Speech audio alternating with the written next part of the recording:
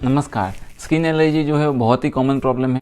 Skin allergy के patient को बहुत सारे क्वेश्चन रहते हैं, जैसे कि खाने पीने में क्या ध्यान रखना है, ये क्यों होता है, ये कब ठीक होगी, जैसे दवाई हम लेते हैं फिर वो ठीक हो जाती है, फिर ये वापस क्यों होती है। तो आज के वीडियो में ये जो कॉमन क्वेश्चन जो रहते हैं या जो कॉमन क्वेरी रहती है जिसमें हमें बहुत सारा कन्फ्यूजन रहता है, उसके बारे में हम देखेंगे। सबसे जो कॉमन क्वेश्चन ये रहता है कि डॉक्टर खाने पीने में क्या ध्यान रखना है। तो देखिए, इसमें क्या होता है कि हर एक जो पेशेंट की इम्यूनिटी डिफरेंट होती है, तो हर एक पेशेंट को एलर्जी जो होती है वो अलग अलग चीज़ से होती है। तो जो भी हम डॉक्टर जो बताते हैं कि आपको ये ध्यान रखना है, उसका मतलब ये है कि ये कॉमनली ये आइटम से एलर्जी होती है। तो इसमें जो है वो आपको बहुत ही खट्टी आइटम्स जो होती है, उसके साथ जो फर्मेंटेड जो आथे वाली जो खमीर वाली आइटम्स जो रहती है वो अवॉइड करना है। पैकिंग फूड जो होते हैं जिसमें प्रिजर्वेटिव और फूड एडिटिव होते हैं वो अवॉइड करना है। इसके अलावा भी आपको कुछ लगता है कि ये खाने के बाद आपको एलर्जी बढ़ जाती है, तो उसको तो डेफिनेटली अवॉइड करना है।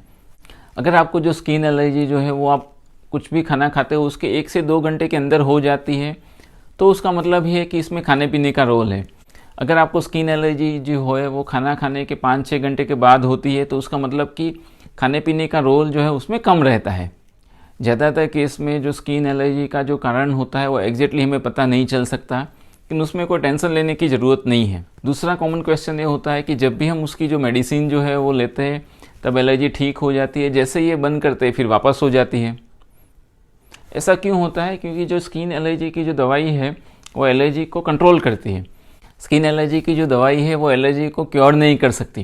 क्योर करने का काम जो है वो आपका बॉडी ही करेगा। एलर्जी जो रहती है वो हमारी बॉडी की जो इम्यून सिस्टम जो होती है, जो रोग प्रतिकारक शक्ति जो रहती है, उसके रिलेटेड है।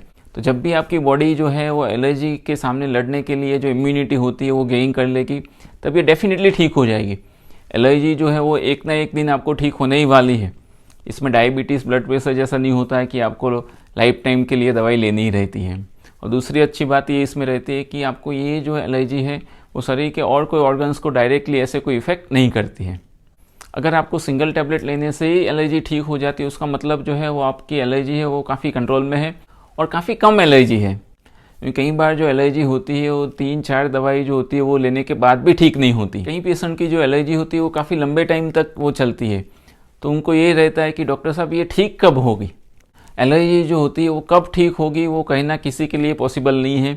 ऐसा कोई भी टेस्ट नहीं है, ऐसे कोई भी हमारे पास ऐसा कोई तरीका नहीं है कि हम बता सकें कि आपकी जो एलर्जी ये टाइम पे ठीक हो जाएगी।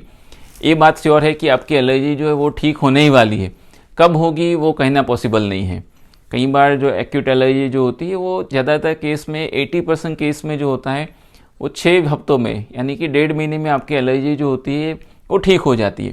जो 20% केस होते हैं कि जिसमें क्रॉनिक अर्टिकेरिया हम बोलते हैं, उनकी जो एलर्जी जो होती है वो काफ़ी लंबे टाइम तक चलती है। ये जो एलर्जी होती है वो 6 महीने से लेकर 2 साल, 10-15 साल तक भी चल सकती है।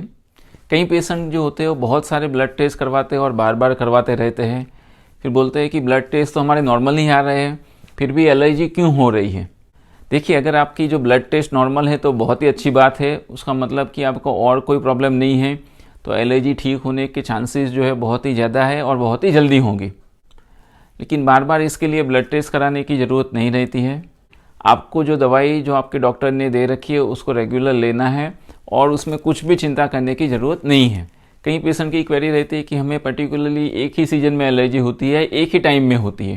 ज़्यादातर जो विंटर जो होता है, सर्दियों की सीज़न में एलर्जी ज़्यादा रहती है, क्योंकि विंटर में क्या होता है कि स्किन जो होती है हमारी वो ड्राई हो जाती है, और ड्राई स्किन में जब भी हम खुजली करते हैं या स्क्रैच करते हैं तो एलर्जी होने के चांसेस बहुत ही ज़्यादा रहते हैं।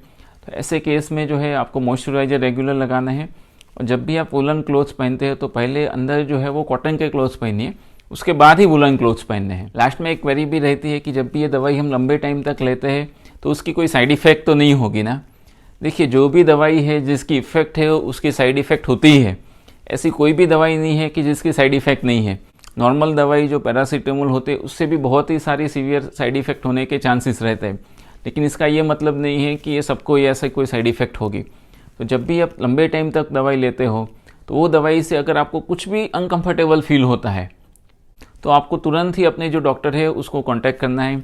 स्किन एलर्जी की ज़्यादातर जो दवाई जो होती है वो बहुत ही सेफ़ रहती है, उसमें बहुत मेजर साइड इफ़ेक्ट नहीं होती है, तो इसमें आपको कोई टेंशन लेने की ज़रूरत नहीं रहती है। लेकिन आपको थोड़ा अलर्ट रहना है। आपको लगता है कि दवाई लेने के बाद आपको कुछ भी एबनॉर्मल हो रहा है तो आपको उसको डेफिनेटली बंद करके उसके दूसरे जो एंटी एलर्जी जो होती है मेडिसिन उस पर शिफ्ट कर सकते हैं। एलर्जी की टैबलेट में अच्छी बात यह है कि हमारे पास बहुत ही सारे ऑप्शन रहते हैं कि जिससे हम एलर्जी को कंट्रोल कर सकें। जब भी आपकी एलर्जी बहुत ही ज़्यादा हो जाती है तो आपके डॉक्टर कई बार स्टेरॉइड भी यूज़ करते हैं। इसमें कोई गलत बात नहीं है, लेकिन उसका स्पेसिफिक डोज होता है और वो शॉर्ट टाइम के लिए यूज़ करना रहता है। स्टेरॉइड को बहुत ही लंबे टाइम तक यूज़ करते हो तो उसमें साइड इफ़ेक्ट होती है। तो आपको स्टेरॉइड मेडिसिन कभी भी खुद से नहीं लेनी है, क्योंकि इसकी बहुत सारी साइड इफ़ेक्ट होती है। स्टेरॉइड के अलावा जो एंटी एलर्जी मेडिसिन रहती है, जो एंटी हिस्टामिनिक बोलते हैं, उसके साइड इफ़ेक्ट कम रहती है और बहुत ज़्यादा सीवियर नहीं होती है।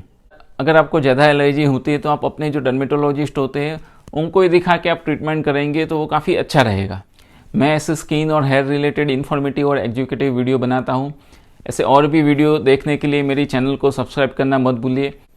इसके साथ आप बेल का जो आइकॉन है उसको भी प्रेस करना मत भूलिए, ताकि जो भी मेरा नया वीडियो आता है उसका आपको नोटिफिकेशन मिलता रहे। स्किन एलर्जी की जो ट्रीटमेंट रहती है उसके रिलेटेड एक पूरा वीडियो है मेरा, वो ऊपर दी गई लिंक थ्रू आप देख सकते हो। स्किन एलर्जी कौन कौन से कारण से होती है उसके डिटेल जो है वो डिस्कशन हमने एक वीडियो में किया है, वो भी आप ऊपर दी गई लिंक थ्रू देख सकते हैं। अगर इसके रिलेटेड आपको कोई भी क्वेरी और क्वेश्चन है तो आप मुझे डेफिनेटली बता सकते हैं। Thank you.